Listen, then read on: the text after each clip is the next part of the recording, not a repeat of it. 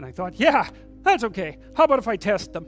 So I went up on the 3rd floor and filled the pipes with water, capping them in the basement like you're supposed to. And like half an hour later, I had 2 inches of water in the basement. There were 30 leaking joints. And that was the night before the drywallers were supposed to show up.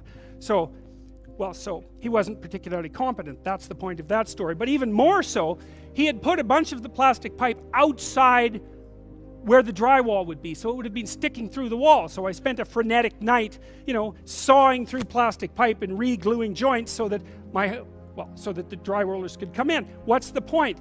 If you're going to be a plumber, man, be a good plumber, because otherwise all you do is go out there and cause trouble.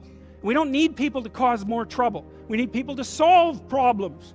And so you can be a tradesman, and you can make a lot of money as a tradesperson. It's a bloody, reliable, honorable, forthright, productive way of making a living. And there is a hell of a lot of difference between a working man who knows what he's doing and one who doesn't, both in terms of skill and ethics, right? And you work with someone who knows what they're doing, it's a bloody pleasure. They tell you what they're going to do, they tell you how much it will cost, they go and do it, it works, and you pay them. Perfect. Everyone's happy. And that's what happens when you have genuine hierarchies of competence. And so you listen to these panderers of egalitarianism and equity, and they fail to recognize completely that there are differences in rank between people. It's not such a terrible thing, man. Maybe you wouldn't be a great lawyer. Like, it's certainly possible. Most people aren't. But that doesn't mean there isn't something you could be great at. There's lots of hierarchies to attempt to climb, and if you fail in one, go try in another. But the point is, you're still trying to aim for the top, and what the hell are you going to do if you don't try to aim for the top? Flap about uselessly and whine about your life? It's not helpful. It'll just make you miserable. You're not reliable to anyone. You can't help out in a crisis.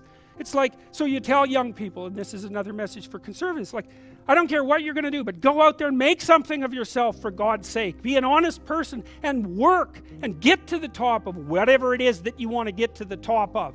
And stand up for yourself like a respectable human being, and be a bit of a light on the world instead of a blight.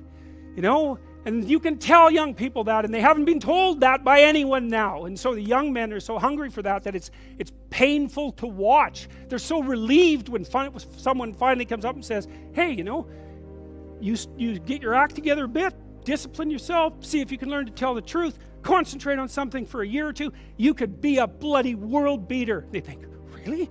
That's possible? Wow, that would be interesting. That might make life worth living. It's like, yeah, it might. So why don't you go do it? That's what the damn universities were supposed to be teaching people, and they've forgotten that. I went to Harvard a month and a half. I used to teach there. And I talked to a bunch of students, and I told them, it's not easy to get into Harvard, Like, you're a valedictorian if you're at Harvard. And not only are you a valedictorian, you're way better than most people at least 2 other things, or you don't get in.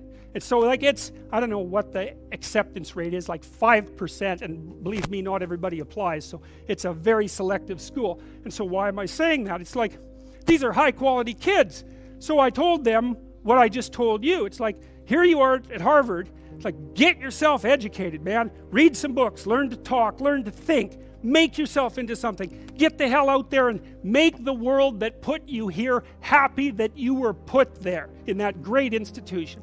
And they came up to me afterwards and said, God, I wish someone would have told us that when we were in our first year. It's like, Jesus, why didn't someone tell them that? For God's sake, it's supposed to be the greatest university in the world. Is it so difficult to figure that out? Well, it is, if that isn't what you want to have happen in the university. You want to make cringing milksops who whine about being victims while they're going to Ivy League institutions. Jesus, it's pathetic.